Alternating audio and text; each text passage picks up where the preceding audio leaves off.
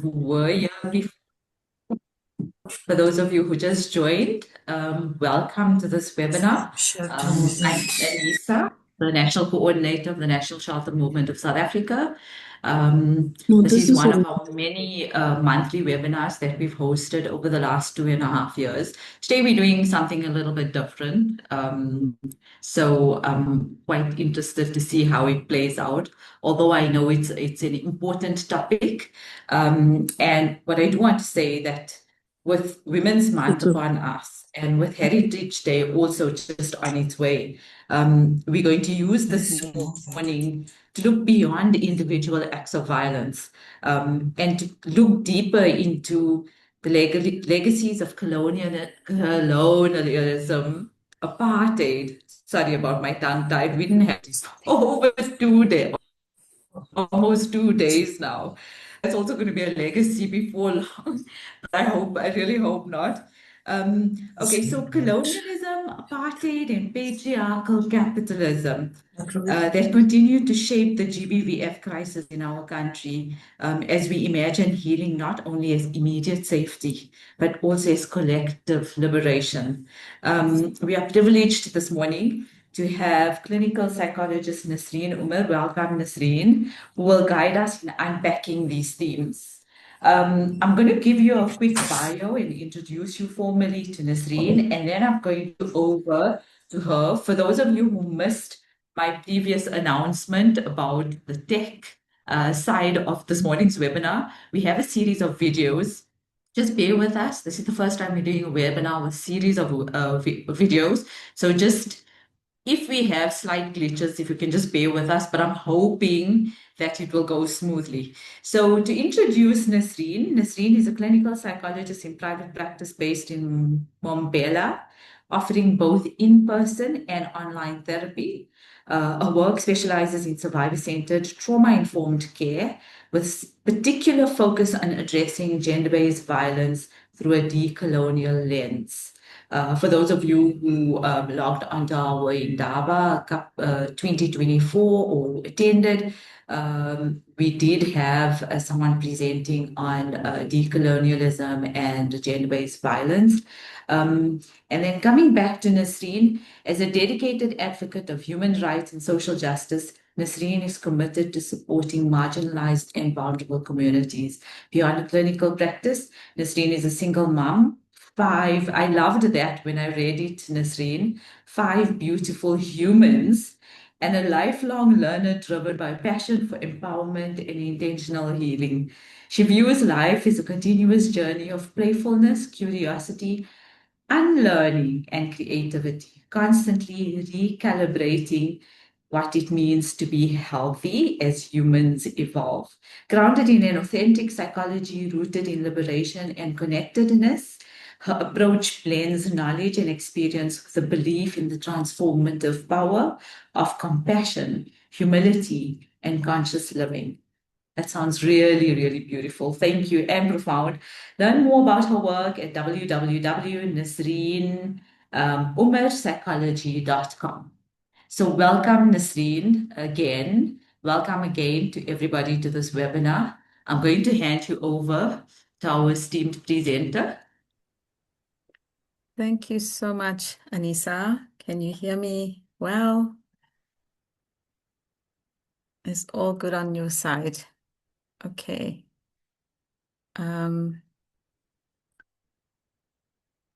Bismillahirrahmanirrahim.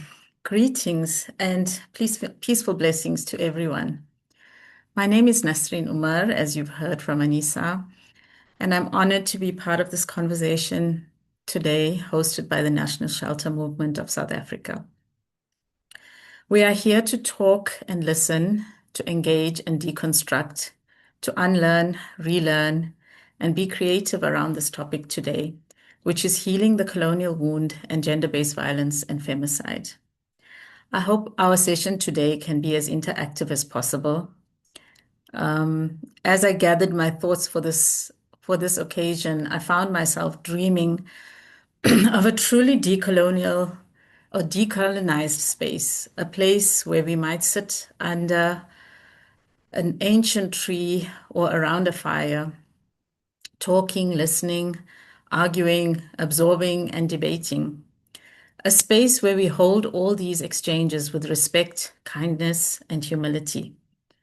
While we are physically in this digital room, let us bless this space and imagine ourselves together, surrounded by spectacularly old evergreen trees, sitting on soft, lush greenery with birds singing and children playing sweetly around us, filled with the beautiful aromas of flowers and soul food.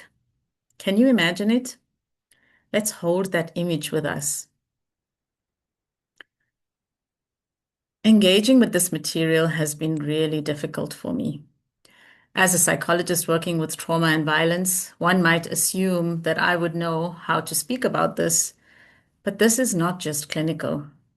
It is deeply emotional and personal. It speaks to the heart, mind, body, and spirit. It reflects an infection so painful and pervasive that it aches to see how deep it runs. This brings me to a central premise of today. The personal is political. Once you see this connection, you cannot unsee it, much like waking up from the matrix. Today, we are acknowledging and witnessing the depth of a wound and looking at how to heal it. You cannot heal what you cannot acknowledge. Many of us, in doing this vital work as healers, have been trying to do just that. Yet, I believe our premise is often flawed because we are only healing part of the wound. We strive to assist and support survivors of gender-based violence, but our networks of care are fractured and disjointed. The wound is so vast and the infection so widespread that we are not able to notice how this violence is steeped in structures and systems that engineered it and continue to perpetuate it. We are trying to heal individuals, but the same systems that have fractured us, disconnecting us from one another, so that are disconnecting us from one another so that we cannot heal effectively or wholly within community. This reminds me of a story that is attributed to Archbishop Desmond Tutu, known as the river parable, and perhaps some of you might know it. One afternoon, villagers saw a woman drowning in a river. They rushed out and rescued her. While applying CPR, they noticed two more women struggling downstream, so they dove in again. Moments later, two more appeared. Soon, a human chain formed on the bank, pulling women out in alarming numbers. Finally, one rescuer broke away and walked upstream. The others yelled, "Where are you going? You have to help us save these women." She replied, "There comes a point when we need to stop just pulling people out of the river. I'm going upstream to find out why they're falling in." In psychology, I frame healing as a broad journey where treating symptoms must be accompanied by uncovering the roots of the condition. War teaches us that divide and conquer is a powerful and effective strategy. Today, we live in a time where we try to heal the individual alone. I know it's hers.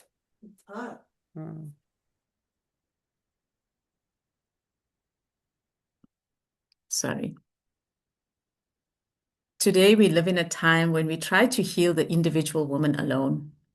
She is blamed, vilified, pathologized, and stripped of context. We expect her to extract herself from a violent, oppressive system, become a superwoman, and heal not only herself, but generations past and future. And it gets us wondering, how did we even get here? As we continue, I'm going to invite you to share your thoughts and questions in the chat. I want us to create a space where we learn from each other in the beautiful ways that our ancestors shared knowledge and wisdom. I'm hoping my co-facilitators here today can assist us with that. And please jump in at any time with questions on the chat. I'm very happy to stop and engage. I also want to share who I am and what of me I bring into the space. My political identity is that of a Black cisgender Muslim woman. These are facets of how I identify. I've been schooled in the language of decoloniality, which for me means rejecting the notion of being an expert or authority. Instead, I'd like us to share space as humans, each of us carrying unique stories and lived experiences. We recognize the inherent power and knowledge within all of us. A decolonial framework rejects the idea that the expert on my life or our lives is an outsider with multiple degrees and letters after their name. Knowledge is co-created by the people. And we must ask how, where, why, and for whom is particular knowledge created. Today, we will begin with questions and likely leave with many more. If you wish, write yours down to return to later. Just to say that years ago, as I began unpacking the meaning of violence, I wrote a question in a journal: where is the gentleness in my life? For years, I had no answer, only the persistent nudge of the question itself. I'd like also to give a disclaimer that if you are hoping for a neat webinar experience with cute, pat, simple answers, this is not the place for it. Such simplicity represents a colonial way of thinking that silences diversity and creativity while reinforcing imperialism, racism, sexism, capitalism, and all the isms that you can imagine. Putting colonization under the microscope needs us to look at our history or herstory with fresh eyes. This is significant in our country because earlier this year, history herstory became a compulsory subject through grade 12, shifting from a Eurocentric to an Afrocentric curriculum. We are finally going to be taught the history of South Africa before the colonizers arrived, because previously our history was taught as if it began in 1652. We must also acknowledge the moment in time that we inhabit. 32 years into our democracy, we face volatile peaks of xenophobic and Afrophobic violence. Last weekend marked Women's Day, honoring the courage of 20,000 women who marched to the Union buildings in Pretoria in 1956. Similarly, or simultaneously, we are facing a peak in the gender-based violence and femicide pandemic. 9 months ago, many of us protested through a collective sit-down led by Women for Change, demanding that our pain and killing be witnessed and addressed. President Ramaphosa declared gender-based violence and femicide a national disaster at that point, yet those of us working with survivors have seen little fruit from that declaration. So today we will unpack several meaningful concepts, not in any strict order, but as interconnected threads. Some of the words that I came up with this are colonialism, power, othering, patriarchy, apartheid, Ubuntu, community, gender-based violence, unnuclearing, interconnectedness, humility, kindness, love, attachment, curiosity, narcissism, and psychosis. This is some of the words that I highlighted for myself that I thought were keywords, some of the keywords that I am speaking about today. I want us to engage with these in a way that makes them real, not academic. To give voice to this dialogue, I've selected some short video clips. And please note that I don't necessarily agree with everything said in these clips. They come from platforms like Instagram and YouTube, which are themselves problematic spaces. But that's a discussion for another day. It's just a reflection of the infection being quite widespread.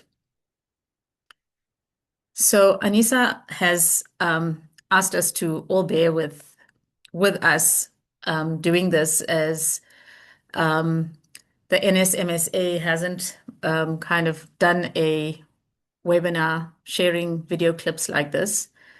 But if you can, Anissa, can you share the first video clip by Dr. Julie Gichuru?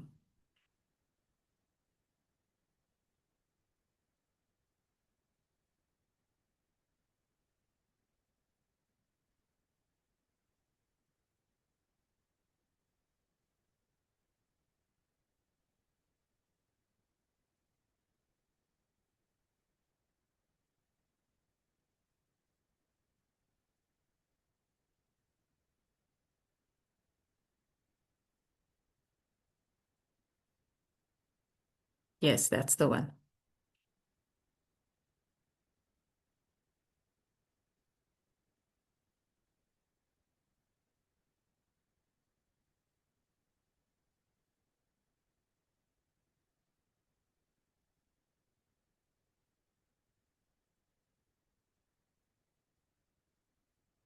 Anissa, have you played it yet? Because we can see it, but we can't hear it at the moment.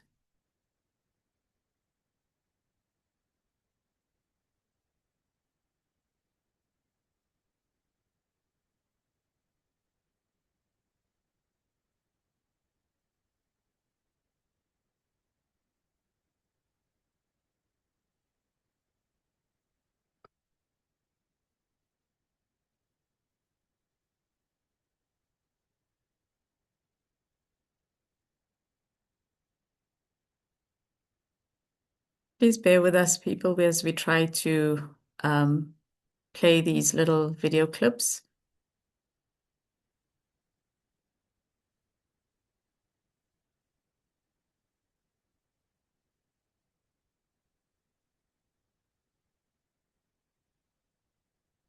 I know they're working quite hard in the background to get this. He was being beheaded. But when that story went out in the media, it was shared as he was being treated. Now, I want you to sit with that for a minute and understand the power of twisted narratives to control and to determine what happens in a society and community. Today, this was hundreds of years ago, over 100 years ago. Today, ladies and gentlemen, if you go to social media or go to Google and just Google propaganda troll farms or factories, just Google it and take a look at how many of them are focusing on African dynamics, on African issues that are not even on the continent, but that help to direct, shape, build conflict in terms of how we think and the things we do. And then when you've studied that, I want to ask yourself, who has the time and energy to invest in troll factories and farms to shape African and African diaspora conversations, and to what end? I say this to emphasize the fact that while we are not strategic about our storytelling and our voices and what we do and how we do it, there are actors who are highly strategic. And whether they are looking to gain resource on the African continent, whether they are looking to shape political discourse for one reason or another, we are innocently and naive, in a naive position of having our own agendas controlled by others. It's not something I enjoy saying, but it is a fact. Ladies and gentlemen, allow me then to say to you that African narrative sovereignty is one of the most important things that Africa can do today to drive change and transformation and build a future of Africa that Africans aspire to see. What does this mean? This means tell your stories. Tell the story of what you see and what you experience every single day. And where you think change needs to come from, use your voice. Whether it's in your boardroom, in your organization, in your school. Voice of Africa by Africans.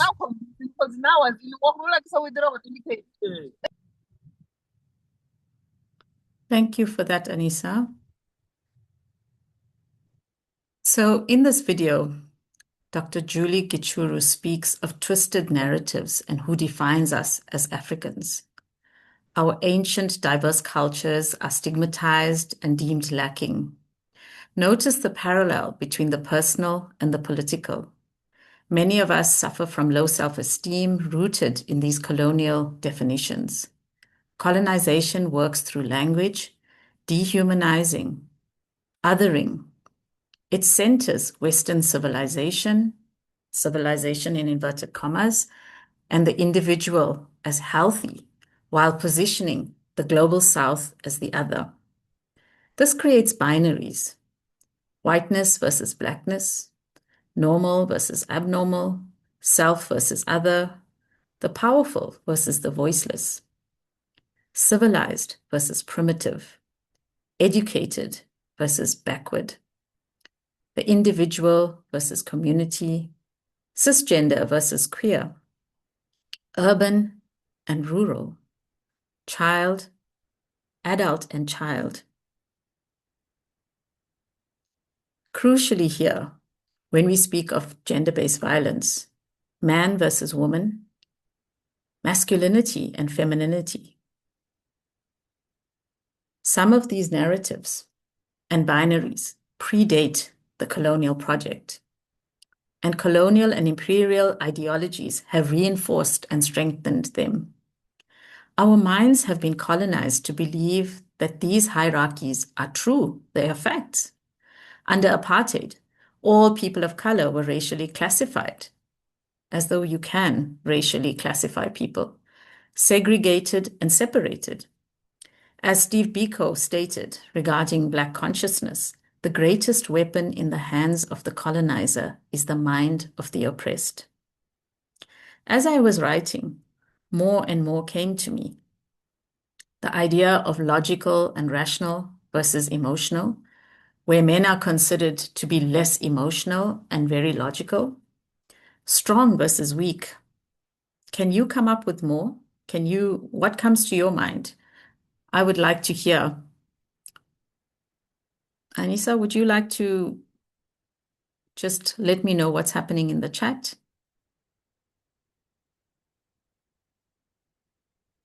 So Nasreen, for now,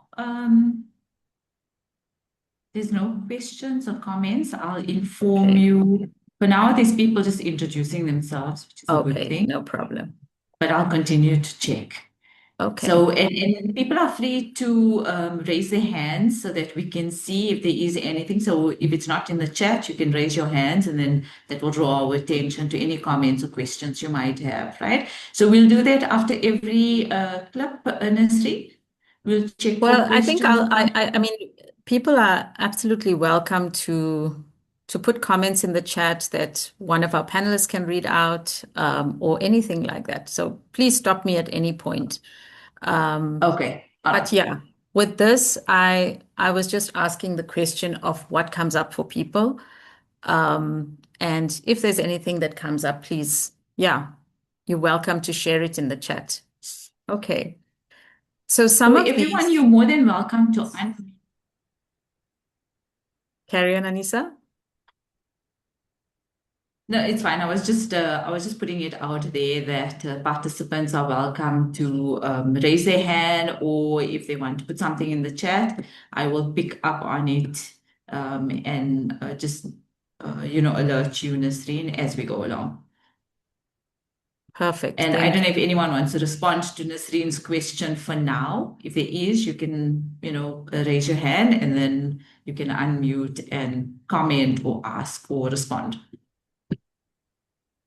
So some of the others that came up was for me, the binary around strong versus weak. And as women in society and children and any of those that have been othered in society, they are considered weak, right? And weakness is something that is like the worst thing that you can be, right? Some of the other words that came up for me is around extraction, colonization being a process of extraction versus the love that we might have for ourselves, for our spaces, for our earth. Zero accountability, right? When we think of the Epstein saga and the pathologization of women, and especially with gender-based violence, what happens to women and how they are pathologized. This terrorism, I'm going to call it terrorism, is perpetrated not just through individualistic practices, but institutions, big, massive institutions. When we think of those, we think governments, think United Nations, which are a total farce, which are a product of colonial systems. We have seen what's happening in the United Nations, not just around Africa, around places in the world like Palestine, Sudan, Congo, all these places that the West that is in control of the United Nations, they continue to allow these things to happen. So not only is it a total farce, it's narcissistic, it's psychopathic, but it's engineered in a way that it looks like charity. It looks like caring. It looks like mutual aid. So we are on the receiving ends of this. We are so grateful to be receiving this charity, yet in other spheres, all is being extracted from us, right? I guess we can ask the questions around, did pre-colonial societies need aid and charity? How did they care for all their members, right? Some of the other words I've mentioned here, narcissism, which is all about me, me, me, me, me, right? We can see what's happening with that in the US, with the United States and what it is doing. The United States being one of the central places that empire is built currently. And it's all about them Sorry, having more. Nasreen. Yes, sure. Sorry, I am seeing some comments in the chat, so I don't know if you want to stop a bit or must I wait? I don't know Actually, if we it's can. responses to your Are you first happy question, to? possibly. Are you happy to just like say the comments out loud? That's Yes, fine. yes, I can do that. Okay. Go for it. So Nellyways is saying there's an agreement, I think, from your first initial share and you know the comments that the first part of it. Louise is saying that our roles as women who must be carer, taking the role as caregiver away from men becoming babysitters to the children. So I think Louise is referring to some shifts in responsibilities. And then later on, I've got Mona Lisa saying this conversation is deeper and should be treated with sensitivity. Some of us have been directly affected by violence that happened during apartheid era. Thank you for that, Mona Lisa, an important consideration. Then Nina is saying poverty is the most significant challenge in the African continent. I think some of the concepts you mentioned are the results of unemployment. For instance, Ubuntu, like you mentioned earlier, Nasreen. And I think Yeah. people are wounded and a lack of Ubuntu is the result. Then Hind, I'm not sure if I pronounce your name correctly, but societal harmful norm. Men are providers, yet current economic conditions doesn't favor such narratives. And it's depressing and putting pressure on men, and they end up becoming abusive. Another perspective. Thank you everybody for sharing. Nasreen, I don't know if you want to respond to any of the comments. Okay, let me try and do that, and also just let me try and incorporate that. So yes, the conversation is deeper, and this is precisely what I was speaking about at the beginning, about sharing, learning, unlearning, deconstructing these things. It is really deep. All of us have been directly affected by violence that happened during apartheid. And one of the most significant ways that we've been affected is how we see ourselves and how we see what we're doing going forward. Nina has mentioned, the chat has just shifted again. So I'm going to come back to things as I can, right? But I'm just opening this kind of language for us, and I hope we can continue to engage. I definitely do not want to feel like I'm shutting down anyone's voice. If you feel like I need to address something further, please put it again in the chat, and we can talk more as we go along. So when I was talking about narcissism, and this is where we can again look at the idea of the personal being political. We think of the concept of gaslighting, and it feels to me like we have been gaslit on a massive scale. And we think about it in terms of gender-based violence and survivors of narcissistic abuse who who are men who are made to believe all these things, these negative, awful things about themselves. Yet there is massive gaslighting happening, right? What is the definition of gaslighting? Gaslighting is a form of psychological manipulation and emotional abuse, where a person repeatedly distorts the truth or denies the facts. And that is one of the biggest things that colonization has done. And what has it done? And if we look at the definition of gaslighting, it makes the victim doubt their own memory, perception, sanity, and sense of reality. So I want us to sit with that for a minute and just think about, what this means when we see it in our personal lives, in the work that we do with gender-based violence, and what is happening on a massive scale, right? How we are pulling people out of the river, rescuing them, and the system is keeping us so busy with that we're not noticing why people continue, women, children, vulnerable people of our communities continue to fall into the river, right? So extraction is what is happening. The colonization and rape of our lands, our people, our women and children, and our men, as we have witnessed in Gaza, for example, and how this is repackaged into charity or aid that we are apparently and ought to be so grateful to receive. Think about what's happening in Sudan and in Congo and so much of Africa and the global South. Arundhati Roy talks about this when she says that colonization and imperialism is psychotic because in literal terms, she kind of says they want to shit where they're eating.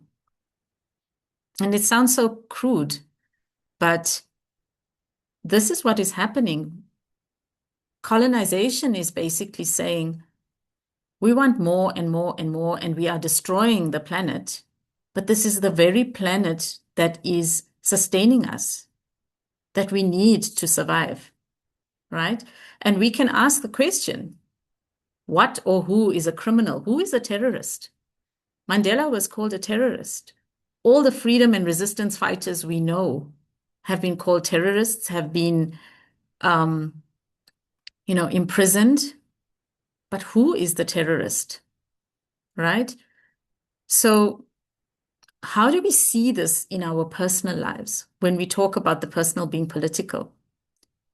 We see this in the skin lightening creams we buy, the beauty standards that favor straight hair over an afro. Many of us continue to straighten our hair believing the lie that that is more beautiful.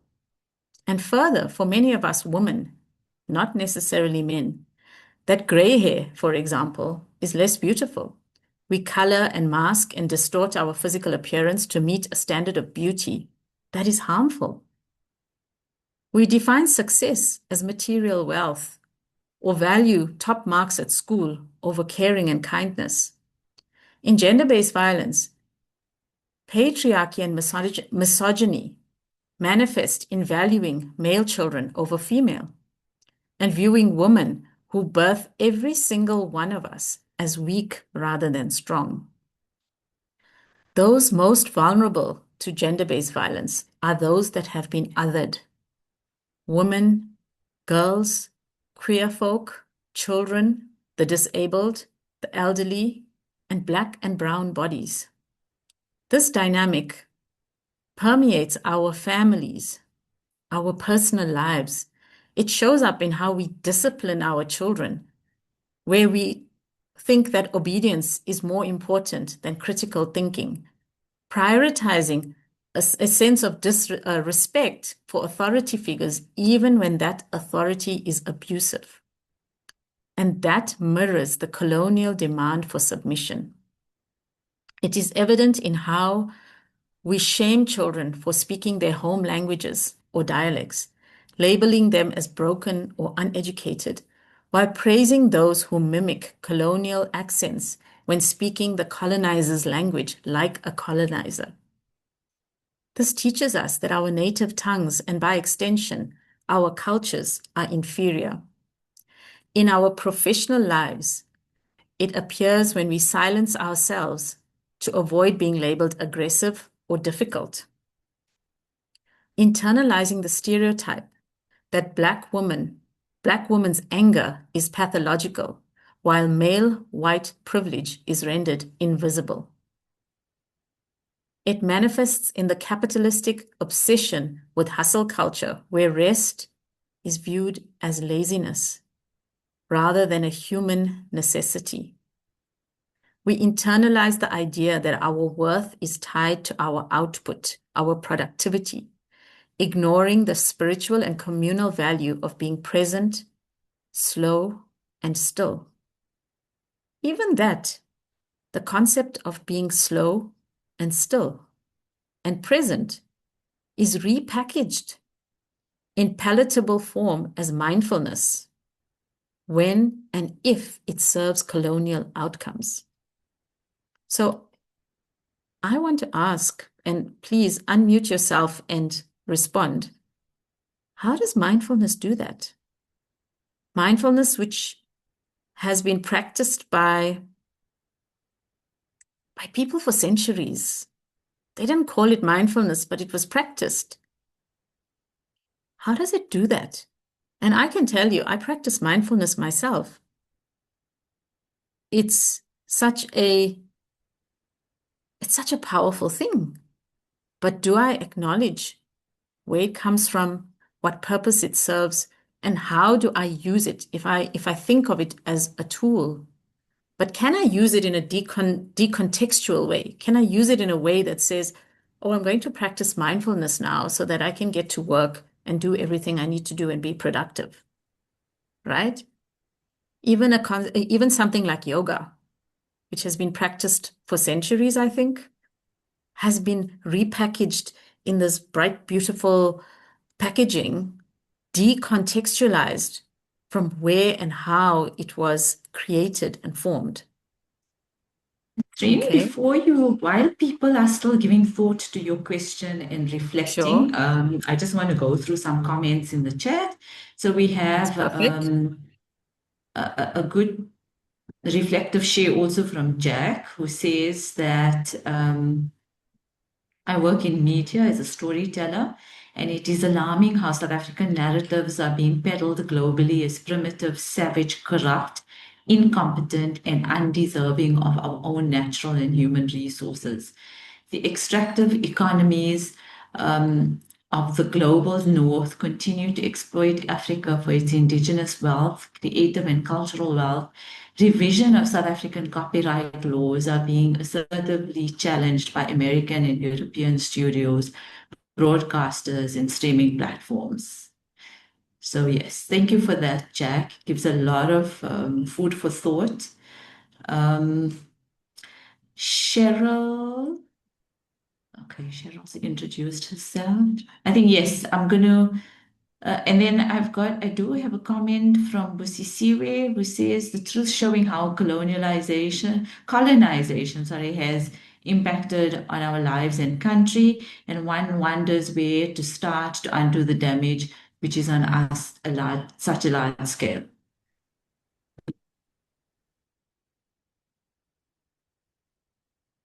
Okay. Is that okay, Anissa? Can I continue? Yes. So those are the two comments, one from Jack and one from Busisiwe. Okay, I see Nell Louise has raised her hand. And Louisa has also asked a question. You can go on. Okay. Nell Louise, do you want to you make a can comment? unmute. Okay, so Louisa, yeah. Okay, go ahead if you've unmuted.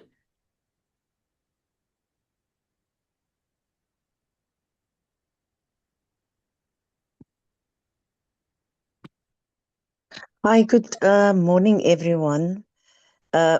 I'm not sure how my hand got raised, but thank you for the platform. Now, I was just listening, and I was thinking, yes, we do practice mindfulness, but how does that assist us in view of what is still currently present in our existence? You know, we are still struggling and battling for the sexual predators' names to be released so that we can know who is living amongst us, and so that we can identify them, and that we can protect our children and our women, and in particular, So I think that was my main focus and my question. So how do one practice mindfulness if you are still being faced with all of these evil? Absolutely, Louisa. I think if we think of mindfulness and, even that word, I actually don't even know where the word comes from. I just know that people have been practicing breath work and breath work related things for centuries in the most beautiful ways. But the way that mindfulness has been packaged and sold to us, anything that is a tool can be used in harmful ways. And I think that's part of the point that we're trying to make, is that something that can be used in ways that are healing and beautiful has been used in ways that is harmful. So I am going to go a little bit faster now, I think, because we otherwise are going to not be able to manage our time. So keep your questions and comments coming in the chat, and let us try and see how we go through the material or content that I have. And yeah, if we need to adjust, we will. So I want us to just start noticing how in our personal lives, colonization has had an impact, right? So in terms of, say, health and education, it shows up in ways that mortality rates, for example, medical professionals often dismiss Black women's pain as exaggeration, and they have higher maternal deaths. And it shapes also our relationships and inner worlds. In romantic partnerships, emotional labor is often unevenly distributed, falling on women to manage household logistics and emotional regulation, mirroring the unpaid care work historically exploited under patriarchy and capitalism. The very notion of love has been relegated to a romantic idea that serves patriarchal interests. I've often, when confronted with very real and dangerous GBV, I've often wondered and asked survivors and victims, what is love? Encouraging survivors to unpack and dismantle this idea that keeps them chained to harm. Because I think I'm often exhausted from hearing that this is why they continue to stay with someone who has tried to kill them more than once. We police each other's appearance and accents. We judge those who look or sound too rural or too traditional. And we enforce then the colonizers' hierarchy of taste and class among ourselves. We turn to consumerism to fill the void left by the disintegration and disconnection we feel from community and Ubuntu, buying into brands that profit from genocide and exploitation while seeking validation through material accumulation in a system designed to keep us poor and at the bottom of the food chain. Right? And we are scared. We are so scared to seek mental health support because we're afraid of being labeled crazy or weak, a stigma that is rooted in how colonial Western medicine pathologized Black resistance and trauma, turning sheer survival into diagnoses. Even our spirituality can be disconnected, viewed solely through institutional, hierarchical religious frameworks that demand submission rather than recognizing the sacredness in nature, community, and ancestral wisdom that colonization seeks to erase. So, Anissa, if you can play the second video for us, it's by, I think her name is Ashley, the Baroness. Okay, we can see it there.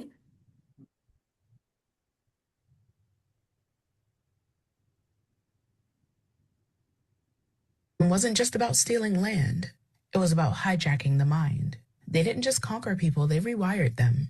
That's the real psychological warfare. Convincing the oppressed that their suffering was order, that obedience was holy, and that freedom was chaos. They used everything, religion, education, even language, to reprogram people's sense of self. They told colonized nations that their gods were devils, their languages were primitive, and their traditions were backwards. And once you believe that, they don't have to chain you. You'll just police yourself. They created the civilized versus savage binary so deep in the global psyche that even after independence, people still chase Western approval. That's the genius of colonial psychology. It doesn't end when the flag comes down.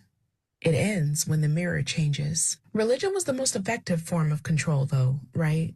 They didn't just introduce Christianity, they redefined it. They replaced the liberating parts with obedience and called submission divine order. They turned the same book that said, "Let my people go," into a handbook for staying in line. They said, "Blessed are the meek," all while enslaving the meek. They said, "Obey your masters," all while being the masters. That's not faith. That's psychological warfare dressed up as morality. And then came the schools, where they taught colonized children that Europe discovered everything, invented everything, and is everything. They erased Native history, rewrote resistance as rebellion, and called genocide progress. They didn't have to burn every village. They just had to teach the children to see themselves as less. And when those same children grew up and started leading, they were already half colonized in the mind. That's how you keep control. You don't need armies when you've already conquered identity. Now they call it globalization. They call it humanitarian aid. They call it free market. But it's the same game, it's just different packaging. Debt traps, development loans, sanctions, media. They don't have to occupy you anymore. They just have to convince you that you're free while they hold the receipts. Fenyon warned us about this. Not because he was violent, because he understood the violence of being told your only value is in proximity to whiteness. Colonialism didn't disappear, it just rebranded. They don't need whips when they have Wi-Fi. They don't need chains when they control what you see, what you learn, what you dream of becoming. That's the war nobody sees. The one that makes oppression look like order. Because once the mind believes the master is moral, the body doesn't even try to run. Fucking hell. Thank you, Anissa. I think Anissa is also reminding me, very needing to remind me that looking at the time as well. So I think what I would like to do is perhaps looking at the time. Anissa, are we going to go past 10 o'clock to quarter past? Do we have the time to do that so I can just decide and look at Okay, how so much? Nasreen, we on till 10:30 actually. Okay, all right. But So we would like to we do leave. have a bit of time. Okay, And all then right. also before you continue, I do have a couple of comments in the chat. So can I Okay, just maybe go through those so then we don't lose them? sure. That would be great. Fikile is saying, I would like to ask um, how we do then this awareness for the adolescents and teenagers that we worked with in empowering on GBV, especially that they are drowning from social media influence. And then, okay, so you have responded, Nasreen. I'm Yeah, saying you said we I've need to just be aware of responded by saying that we need to ask the question of why. With most addiction work, I think I probably say this later in my presentation, so I think it's actually fine to say it now. With most addiction work, and in the way that I work in as a psychologist as well, I often say that we need to think of healing as the broad thing that we're trying to do. And when we're trying to heal, we're doing two things simultaneously. We are looking at the symptoms of what come up, especially the most difficult, painful symptoms. And then we are looking at the root of the problem. So when it comes to addiction, we might be looking at, say, social media addiction or something like that. We're looking at, yes, what are the symptoms that are there? And what is the root of it? The root of it is often the question of why. Why are, say, for example, in this case, why is there addiction?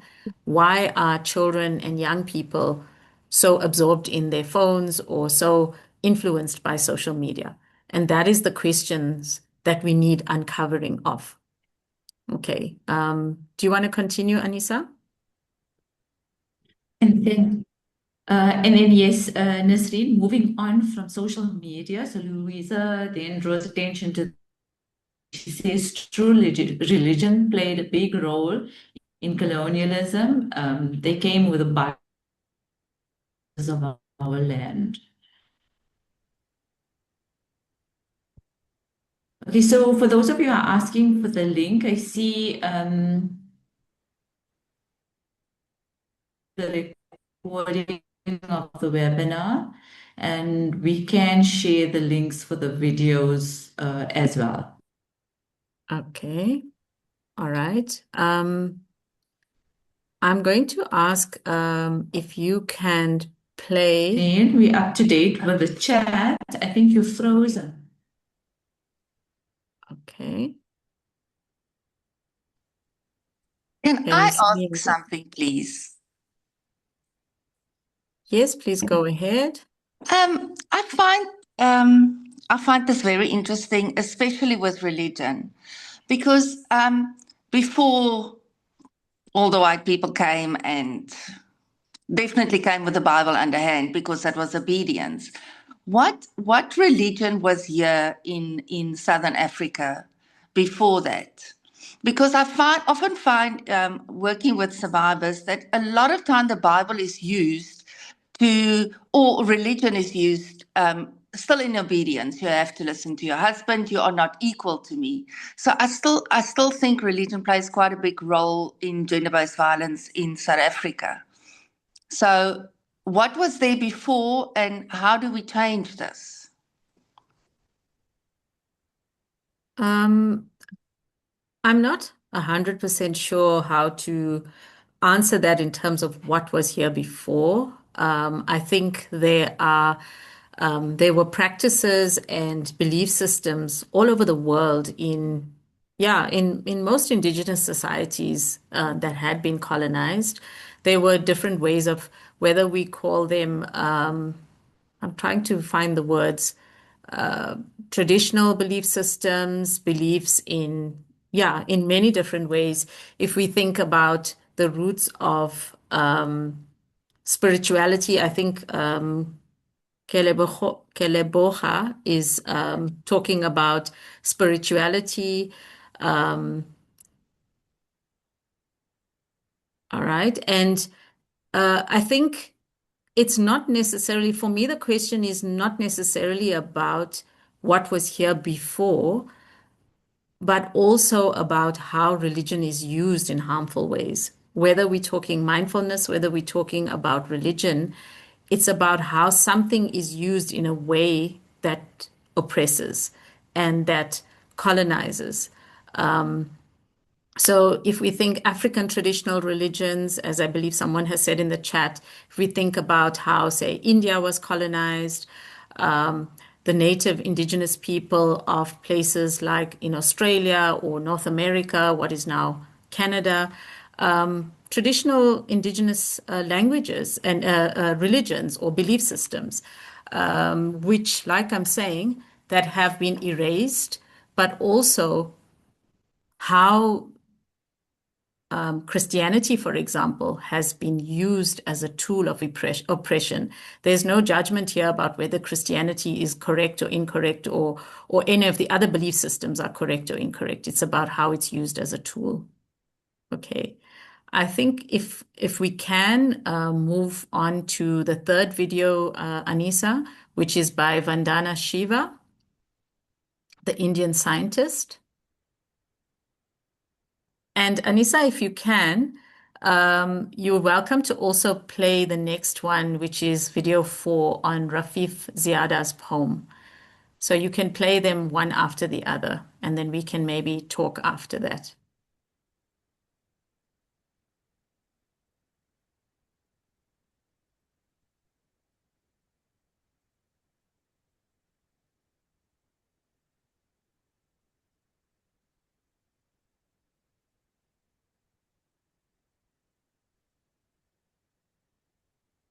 Anisa, there we go.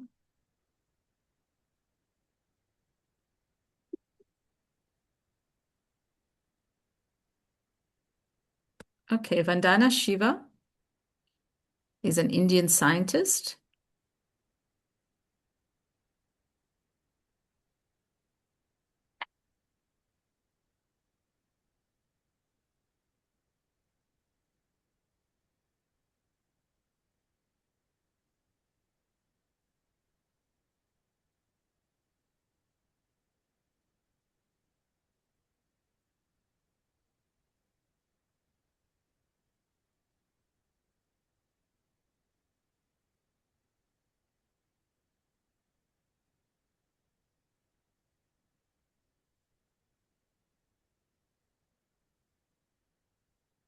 Okay, as Anisa is getting that ready, I just want to say a little bit about Vandana Shiva. She's an Indian scientist who has been working she's been working really hard in the spaces around how women have been defined as having little value, and in seed work. She's been fighting people like Bill Gates and the big corporations who keep colonizing and extracting from indigenous people, from communities and farmers all across the world by taking land, water, and seed rights.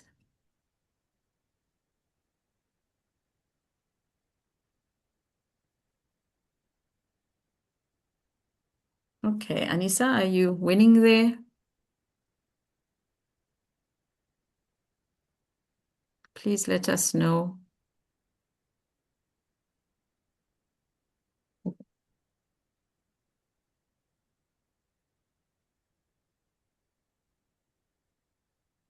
Okay, I can't hear, I don't have any volume, Anisa. It's playing, but I can't hear anything.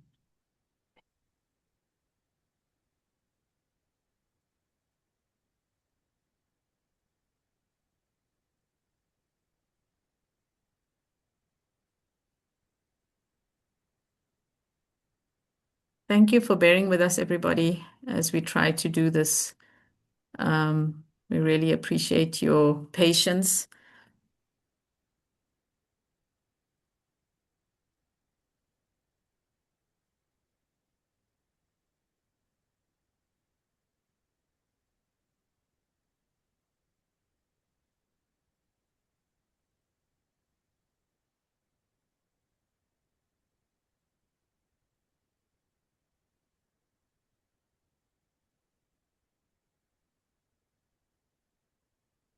Okay, Anissa, will you just let me know when you, and I'll continue to just tell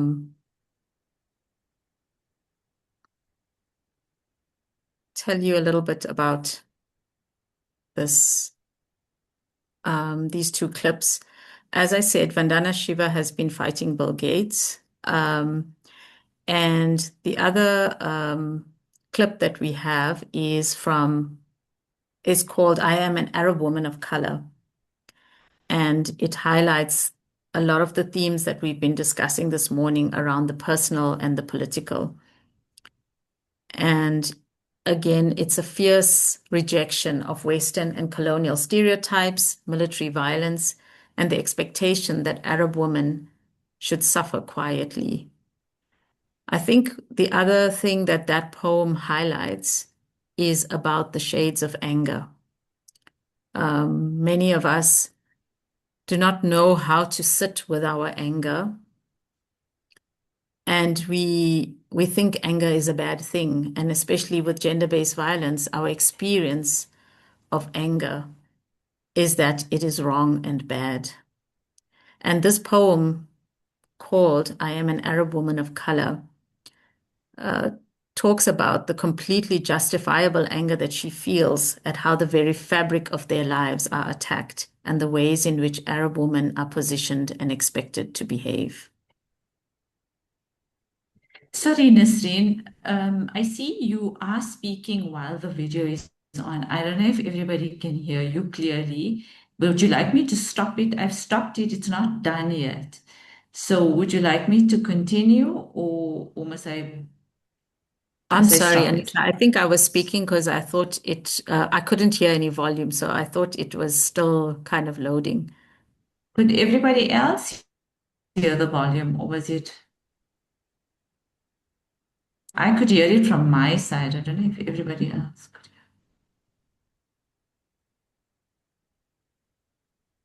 People couldn't hear. Oh, okay. No, Sorry. Let's try we that can't again. hear. Okay, let's try that again.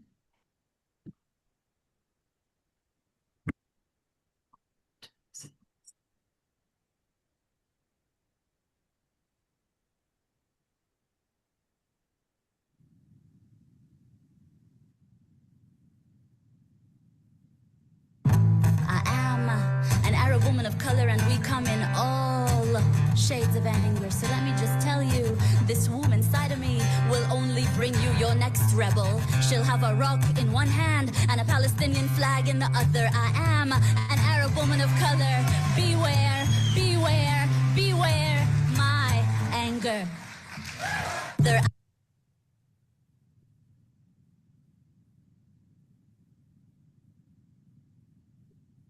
Do you like me to do you want me to replay that? We can if you can. I think it would be good to hear it, if possible. اسمحوا لي أن أتكلم بلساني العربي قبل أن يحتلوا لغتي. Did everybody hear that? Allow me to speak my Arab tongue before they occupy my language as well. Allow me to speak my mother tongue before they colonize her memory as well. I am an Arab woman of color and we come in all shades of anger. All my grandfather ever wanted to do was wake up at dawn and watch my grandmother kneel and pray in a village hidden between Yafa and Haifa. My mother was born under an olive tree on a soil they say is no longer mine, but I will cross their barriers, their checkpoints, their damn apartheid walls, and I'll return to my homeland. I am an Arab woman of color and we come in all shades of anger. But you tell me this woman side of me will only bring you your next terrorist, beard-wearing, gun-waving, towel-head sand nigger. You tell me I send my children out to die, but those are your copters, your F-16s, in our skies. And let's talk about this terrorism business for a second. Wasn't it the CIA that killed Allende and Lumumba? And who trained Osama in the first place? My grandparents didn't run around like clowns with white capes and white hoods on their heads lynching black people. So let me break it to you. There is no good occupation and no moral army. I am an Arab woman of color, and we come in all shades of anger. So one more person asked me if I can belly dance. Live in a tent and own a camel. And one more immigration officer stopped me and frisked me for having a tan he only wishes he had. And who's that brown woman screaming in a demonstration? Sorry, should I not scream? Did I forget to be your every Orientalist dream? Genie in a bottle, belly dancer, harem girl, soft-spoken Arab woman. Yes, master, no master. Thank you for the peanut butter sandwiches raining down on us from your B-52s, master. Yes, my liberators are here to kill my children and call them collateral damage. I am an Arab woman of color, and we come in all shades of anger. So let me just tell you, this woman side of me will only bring you your next rebel. She'll have a rock in one hand and a Palestinian flag in the other. I am an Arab woman of color. Beware, beware, beware my anger. Thank you, Anissa. That was perfect. As I said, this poem, and I think it is really important to listen to poetry and to play music and to amplify all these creative parts of ourselves, because this is one of the other things that colonization has done. It has silenced our voices, our very, very creative voices, silenced our pain, and it's done it in a way that is, this poem reflects how it's done it in a way that is so contradictory that what we are expected to be and what we are expected to feel versus what we do feel justifiably is incredible. If you can play the clip from the Barbie movie, number 5, I want us to also look at these contradictions that we sit with as women in society and in parts of ourselves. Anissa, it's video clip number 5. It's the one from the Barbie movie. And this clip, some of you or many of you might have seen this clip. It's spoken from the perspective of a brown woman.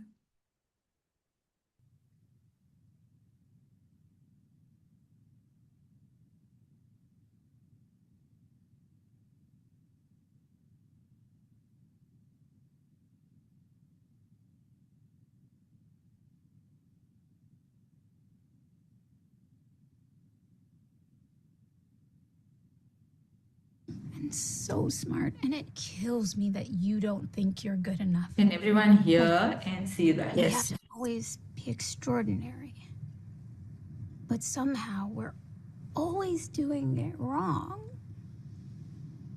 Like, you have to be thin, but not too thin. And you can never say you want to be thin. You have to say you want to be healthy, but also you have to be thin.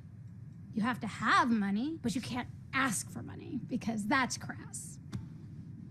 You have to be a boss, but you can't be mean. You have to lead, but you can't squash other people's ideas. You're supposed to love being a mother, but don't talk about your kids all the damn time. You have to be a career woman, but also always be looking out for other people.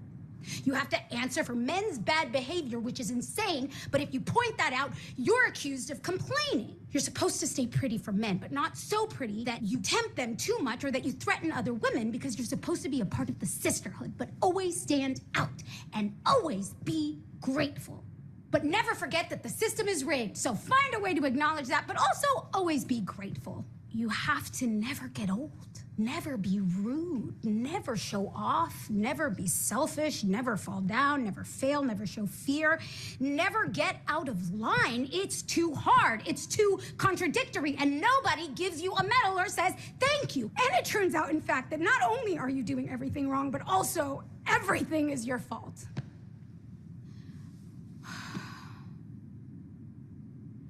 I'm just so tired of watching myself and every single other woman tie herself into knots so that people will like us. And if all of that is also true for a doll, just representing a woman, then I don't even know.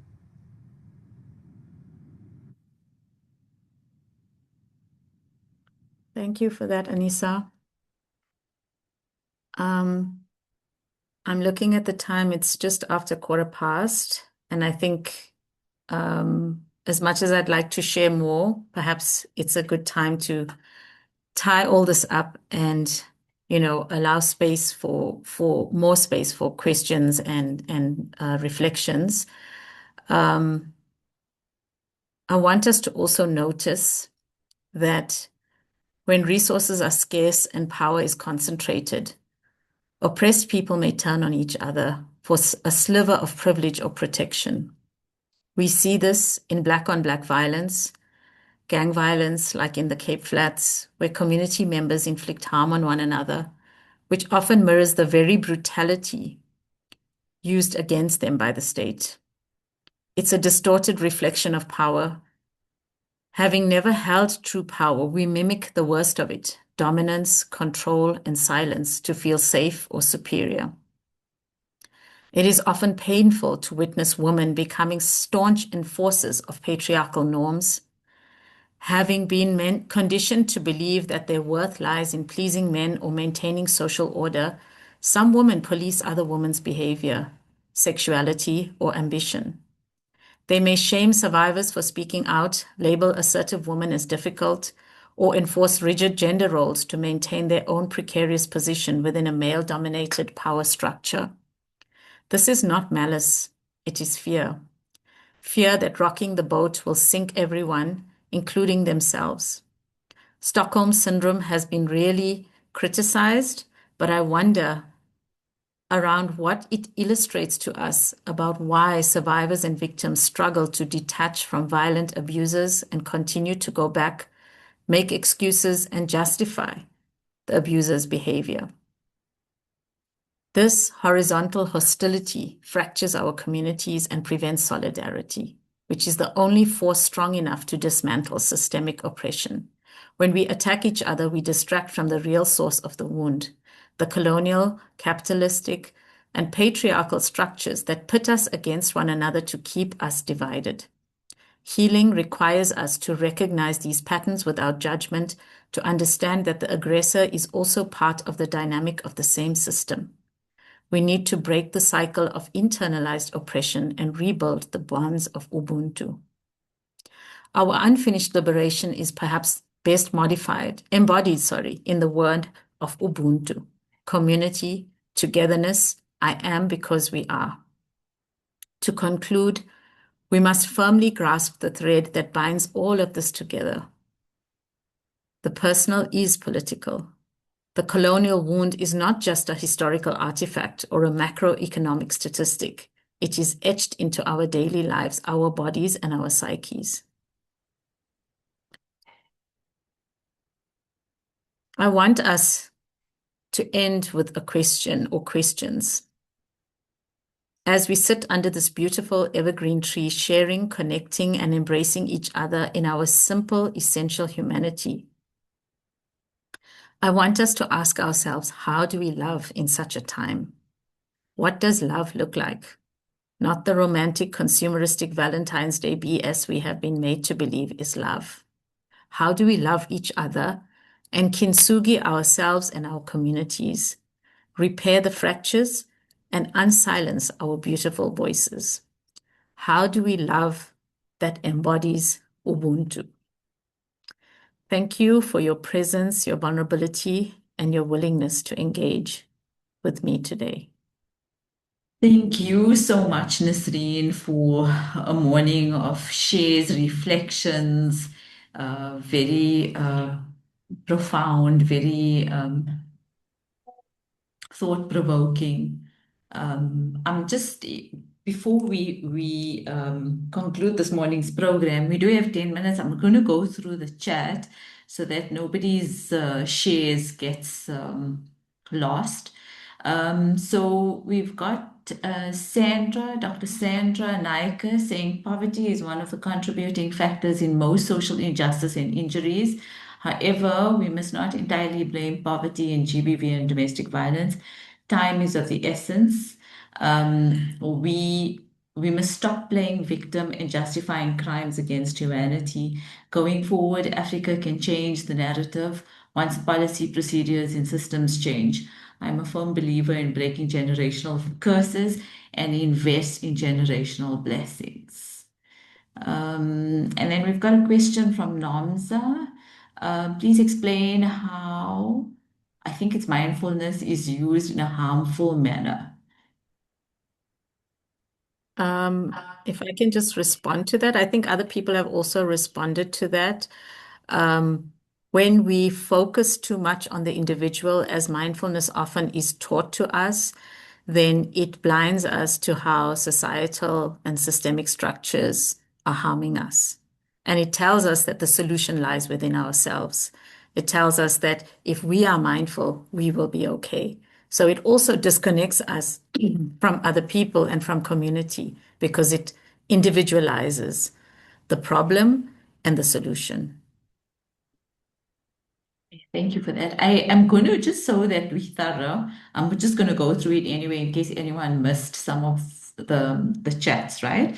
So Ryan is saying, I think patriarchy has its influence in almost every aspect of life, from religion and relationships to society and the systems we live under. Keshni again says to be submissive leads to control, enhancing abuse. Orthodox waste living is prevalent in communities. Today's women have to endure abuse quietly, how women endured abuse 50 years ago. And then Nontando is saying a thought on mindfulness that it can be used to foster spirituality that is exclusively individualistic, detached from social context, prioritizing person peace to social justice. So I think there's quite a few comments on the mindfulness and within the context, but also for the person and the individual. Okay, so personal peace over social justice. And then we have a thank you note from Marisha. This thought-provoking and vital talk, once we recognize and name our colonization, lives inside us, our internalized beliefs, wounds that have been created. And so I'm not sure, maladaptive, I think I say maladaptive coping patterns we have when and how do we take responsibility for our own healing, especially while large-scale systems like neo-colonialism and spiritual abuse from religion are still operating. And when and how do we move beyond binaries like oppressed, oppressor, black or white, rich or poor, men or women? That binary way of thinking, it seems, has also caused great wounds and harm because it makes it harder to hold the complexities, nuances, and Nuances. pluralities that we are as humans and in culture. Thank you for that, Marisha. That was quite well put, but I also mean, a lot of stuff. yeah, if I can say, I think if we go back to Ubuntu and perhaps if we go back to this concept of oneness, that binary that we spoke about, that's the problem. Because when we have that binary, and I think Ryan mentions it around femininity as weakness as well. It goes to that binary of masculinity versus femininity, or strong versus weak, or all those binaries that we're talking about. If we think about Ubuntu, if we think about oneness, and we think about love even as something that is, I am because we are. We are a part of each other. We are not separate from each other. And with masculinity, femininity, or even the parts of ourselves, those binaries, like we think about strong and weak, if we see that as we are beings that also embody all these things, we are not divided and fractured in our masculinity and femininity. We all have, whether we identify as a female or a male, we have masculine and feminine parts of us. So if we see ourselves as being one, then we are not fractured. We don't have that binary. We don't have me and the other, which is what colonization has done. It has created that kind of othered and a space to be colonized. And if we rather see ourselves as part of each other, as Ubuntu encourages us to, then I think that is where the healing happens. Okay. Thanks for that, Nasreen. Neloise is also saying that colonialism has silenced women's art. The value of what we create by calling it crafts or women's work. Think about sewing and weaving. Yes, Neloise, you're right. Neloise is very creative, so I think there's a personal element there to it. Thank you for that. Absolutely. Absolutely. And that's what colonization has done. It has silenced all those voices, art and creativity, but any kind of creativity. And that is why I wanted to have poetry as part of the presentation, is because it's about diversity of voice and that creative parts of all of us. And creativity is not just art, and it's not just music and song. It's about how we think. It's about how we feel. It's about being able to express that, which is, if we think of that binary again, which is very different to science and this so-called neutral objectivity that I spoke about earlier. I think Desmond Tutu also said that to be so-called neutral in spaces of when there is oppression means siding with the oppressor. And I think that helps us to see that there is no such thing as neutrality. There is, we need to acknowledge that it's a myth that we've been sold by colonialism, and this concept of neutrality also doesn't value artistic and creative expression.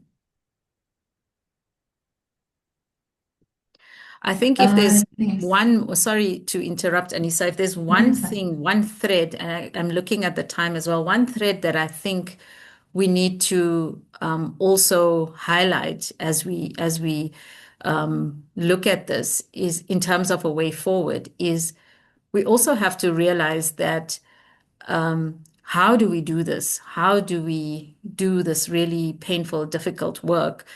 And we have to recognize that our oppressors have been very organized. And that is something that we are lacking.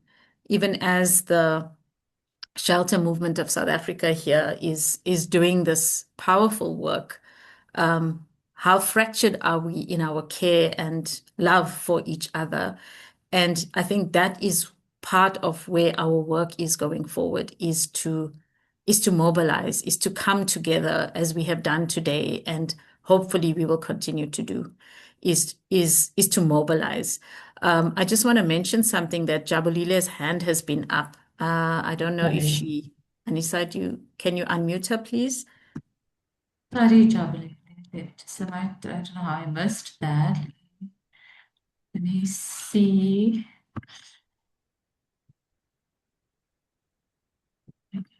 Jabalili, if you need to, you can unmute and ask or share.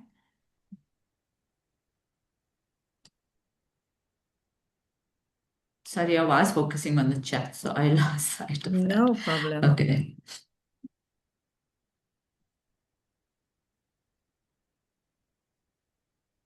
I'm not sure. Jabulile? Jabulile?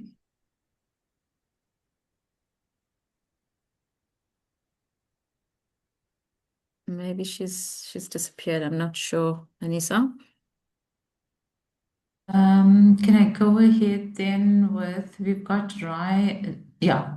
Ryan is saying boys are taught to view femininity as weakness, and we'll still have these issues we are facing. We should be taught to embrace the femininity that lives within us men too. So thank you for that, Ryan. Louisa is saying watching Barbie proves once again that burden of proof is misplaced. Instead of holding perpetrators accountable, survivors are forcing to prove violence and abuse the endorsed in order to be believed. Prove the violence and abuse. I think, Okay, yes, I think the onus of the burden yeah. of One of the things is that, the way that language is used, I mean, with gender-based violence, for example, the ways that it is even reported in the media silences the perpetrator. It silences the fact that someone has done that. And it focuses on, the individual that has been violated or killed in the case of femicide. And these are the ways that media, language, all of this is operating in society to keep our attention focused in certain spaces and for us not to notice that someone is doing the hurting, someone is doing the killing, someone is doing the colonizing and all of that. And the more that we become aware of it, I think the more that we start to see it, we will start to reject it and raise our voices against it.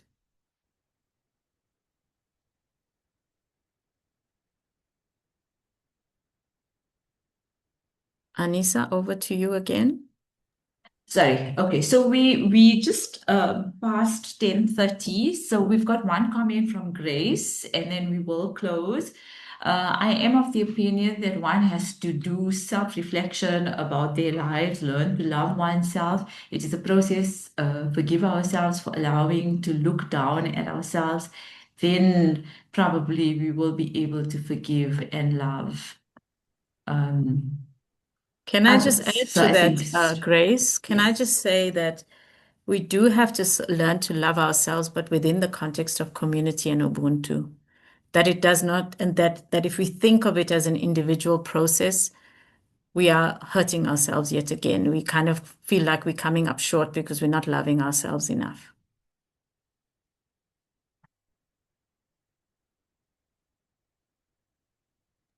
The context is always important. We always say person in context, and the person, it's Absolutely. mutually influential. I think the Absolutely. moral is that we influence our context and our context influences us. And yes, Nasreen, I think this webinar really sparked a lot of emotion as well. Okay, so just one more comment. We're just going to take Ronel's, and then Ronel, healing the colonial wound in relation to gender-based violence is a complex process that will take time, and the psychological effects of colonialism, including systems, power, control, and hierarchy, remain deeply embedded within many cultural, social, and religious structures. Yes, I agree. And I don't know if Nasreen wants to do one last comment on that, and then we will have to close. I am disappointed that, I'm thinking this is some workshop material, and it really provoked a lot of discussion, I think, when we got into it. And I think we do need to possibly even look at doing something beyond this platform or beyond the session. Let's explore that. But over to you, Nasreen, just to respond to the last comment by Grace. And then we have thank yous from Molabatsi and Louise. Thank you, everybody. Okay. Thank you so much, Anissa. Absolutely. Healing a wound. with regards to, gender-based violence, I think is a symptom of the wound. It's part of the wound. And Jung Pueblo said, when the wound is deep, we may have to heal it many times over, many, many times over. And I've seen it in the work that I do as a psychologist. And we are healing generations of pain. And a lot of what intergenerational trauma, a lot of what we're healing is manifesting in us right now, but it's coming from centuries of these kinds of practices. I want to thank everyone that has engaged, that has commented, that has asked questions, debated, and argued. And thank especially the National Shelter Movement for hosting me today and for giving space to these kinds of conversations. I think this is exactly what we need when I speak about Ubuntu and mobilizing together, coming together to talk about these things and engage with them and grapple with them. And it's painful and it's difficult. And these are not easy conversations to have. And just to say that it is so appreciated, and I hope it is a space that we can continue to engage in and do more of this powerful work in. So thank you so much for hosting me, and thank you to every single person that participated and listened and engaged with us. Yes, I'm going to echo that, Nasreen. Thank you so much to you and to everybody every participant was a contribution to this morning's session. I'm acknowledging jointly all the thank yous in the chat. And yes, I think we do need to explore further work on this topic going forward. So we look forward to you keeping an eye out on our website for ongoing webinars, our monthly webinars. Nasreen, we look forward to collaborating going forward in the near future on topics like this, maybe possibly revisit this one for the benefit of those who missed it and for the benefit of those who are here and who would like to work beyond this. So thank you, everybody. Enjoy the rest of your day and take care.